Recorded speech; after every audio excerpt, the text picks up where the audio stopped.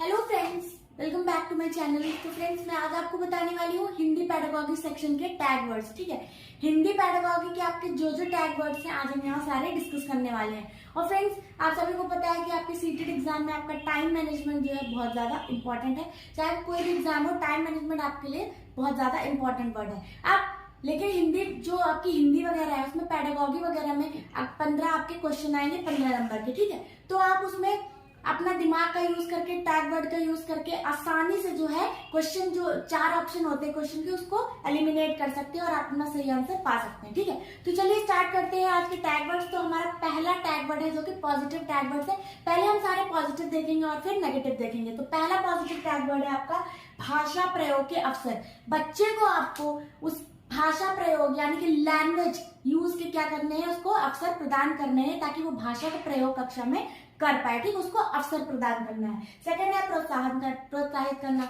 अब बच्चे को आपको डांटना नहीं है और मतलब उसको डिमोटिवेट नहीं करना है। अब वो गलती करता है तो आप उसको क्या करेंगे, मोटिवेट करेंगे, उसको प्रोत्साहन देंगे जिससे क्या करे, वो अगली बार वो गलती ना करे और बच्चा क्या रहे, मोटिवेट रहे, पॉजिटिविटी रहे उसके अंदर।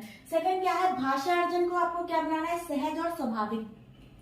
Language learning and language acquisition मैंने दोनों आपको पढ़ाए हुए हैं। ठीक है, तो भाषा अर्जन जो है हमारा क्या है, लैंग्वेज एक्विजिशन, जो बच्चा एक्वायर करता है कैसे, अपने क्लास से, अपने घर से, अपने माता पिता से, अपने परिवार से। ठीक है, तो उसको आपको क्या बनाना है, सहज, सिंपल और स्वाभाविक। ठीक है, यानी कि वो रोज की अपने डेली यूज में क्या कर पाए, उसको इस्तेमाल को आपको क्या करना है, स्वीकारना है। ठीक है, अगर बच्चा किसी अलग रीजन से, आप सभी को पता है अलग अलग राज्य के बच्चे कभी कभी स्कूल में आते हैं। ठीक है, वो एक स्टेट से नहीं अदर स्टेट से भी होते हैं, कुछ कोई भाषा जानते हैं, तो उसको आपको वो नहीं करना है, नकारना नहीं है। ठीक है, उसको प्रोत्साहन करना है और उसको मातृभाषा में आपको, ठीक है, उसको सारी चीजें समझानी है। ठीक है, अब क्या है, अर्थ समझकर उसको क्या करना है, पढ़ाना है। ठीक, ये नहीं कि आपने सिर्फ पढ़ा दिया और उसको समझ में कुछ नहीं आया। जो भी आप पढ़ाएं उसको अर्थपूर्ण तरीके से उसको शिक्षा दें। ठीक है, विविधता को बढ़ाना। विविधता आप सभी को पता है, जैसे जैव विविधता में अलग अलग प्रकार के जीव जंतु, वनस्पति, सारी चीजें, उसी प्रकार हमारे क्लास में भी एक क्या होती है, कक्षा में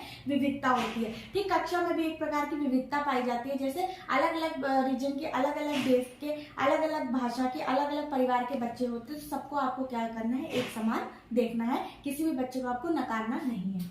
ठीक, विचारों की अभिव्यक्ति। बच्चे को अपनी भाषा, अपने तरीके से बोलने का ढंग, ठीक है, उसको क्या करना है, उसको विचारों को भी आपको सुनना है, वो ताकि बच्चा क्या कर पाए, अपने विचारों को बता पाए। ये नहीं कि उसको कोई चीज नहीं आ रही है तो वो बता नहीं पा रहा है, आप सुनना नहीं चाह रहे, आपको उसकी बातें भी सुननी है। ठीक है, बाल साहित्य पर भी आपको क्या देना है, बल देना है। भाषा अधिगम लैंग्वेज लर्निंग आपको क्या बनानी है, सहज, स्वाभाविक और स्टेबल बनानी है। क्या लिखित, मैंने आपको बताया था कि जो आपकी लैंग्वेज, जो रिटन लैंग्वेज है वो क्या है, लिखित भाषा जो क्या है वो बहुत ज्यादा स्टेबल है। उसी तरीके से आपको भाषा अधिगम क्या बनाना है, बहुत ही सहजपूर्ण तरीके से उसको सारी चीजें बतानी है। ठीक है, चर्चा का अवसर प्रदान करना। Yes, discussion is very important in class. ठीक है, आप बच्चे को क्या करिए, डिस्कस करने के मौके दीजिए, उसको बोलने के मौके दीजिए। आप ग्रुप्स बनाइए। ठीक है, आप चार जैसे 20 बच्चे हैं क्लास में, तो आप 4 बच्चों के ग्रुप बनाइए, जिससे क्या कर पाए बच्चे, कोई भी टॉपिक हो, कुछ भी हो, वो डिस्कस कर पाए। और समूह में आप बताएंगे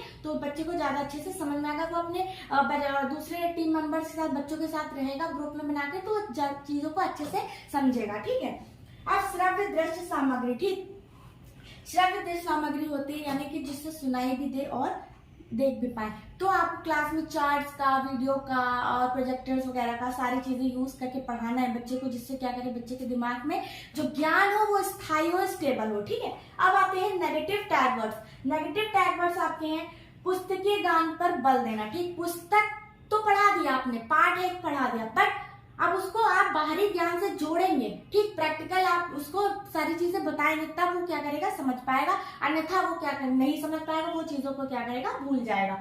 अब मानक भाषा पर बल देना। नेगेटिव, अगेन क्या है, नेगेटिव टैग वर्ड। मानक भाषा, अगर आप स्टैंडर्ड लैंग्वेज जैसे इंग्लिश हो गई, अब उसको हिंदी आती है, ठीक, अब आप मानक भाषा का यूज करेंगे तो क्या होगा, उसको समझ में ही नहीं आएगा। वो समझ, आप पढ़ाते चले जाएंगे, आपका सिलेबस खत्म हो जाएगा, लेकिन बच्चा क्या हो जाएगा, फेल। क्यों? क्योंकि उसको समझ में नहीं आएगा। इसलिए स्टैंडर्ड लैंग्वेज, मानक भाषा का यूज नहीं करना है।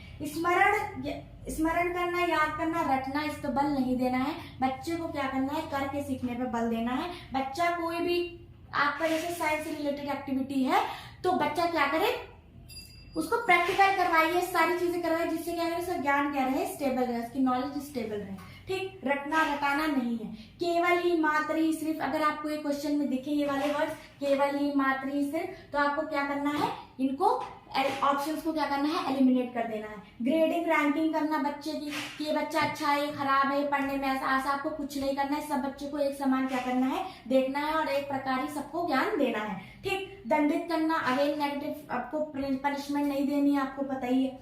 और क्या है, व्याकरण भाषा नियम, आपको रूल्स वगैरह नहीं पहले जाना है, आपको क्या करना है, बच्चे को पहले सारी चीजें क्या करनी है, समझानी है। ठीक है, व्याकरण आपने पढ़ा दिया, रूल्स पढ़ा दिए, भाषा के नियम बता दिए, बट उसको आता कुछ नहीं है, ऐसा आपको नहीं करना है। ठीक है, वैज्ञानिक शब्दावली, साइंटिफिक डिक्शनरी वगैरह आप वोकैबुलरी का आपको यूज नहीं करना है। ठीक, आप नॉर्मल डेली वर्ड से आप उसको सारी चीजें समझाइए जो डेली यूज वर्ड्स है, तो उससे बच्चे को ज्यादा अच्छे से समझ में आएगा। मातृभाषा को अनदेखा बिल्कुल भी नहीं करना है। मातृभाषा यहाँ पे मदर टंग, ठीक, मदर टंग का आपको क्या करना है, उसको अनदेखा नहीं करना है। बच्चे को मदर टंग पर भी आपको जो मदर टंग का ही यूज करके आपको उसको पढ़ाना है, उसको अवसर प्रदान करना है। सुंदर लेखन बहुत इंपॉर्टेंट, अभी यहाँ पे आपको समझना पड़ेगा। सुंदर लेखन जो है, सुंदर लेखन बच्चे देख के क्या करेंगे, ये तो बहुत तो पॉजिटिव टैग वर्ड्स है, बट ये पॉजिटिव टैग वर्ड्स नहीं है। सुंदर लेखन से मतलब नहीं हमें किससे मतलब है, बच्चे के ज्ञान से, कि बच्चा कितना सीख रहा है, ना कि वो कितना अच्छा लिख रहा है। ठीक है, तो ये आपके क्या हो गए नेगेटिव टैग वर्ड्स और ये क्या हो गए पॉजिटिव टैग वर्ड्स। अगर आपने स्क्रीनशॉट नहीं लिया तो प्लीज आप स्क्रीनशॉट ले सकते हैं। और मैं मिलती हूँ आपसे नेक्स्ट वीडियो में नेक्स्ट टॉपिक के साथ, तब तक के लिए थैंक यू। और अगर आप हमारे चैनल पर नए हैं तो प्लीज चैनल को सब्सक्राइब जरूर करिएगा। Thank you.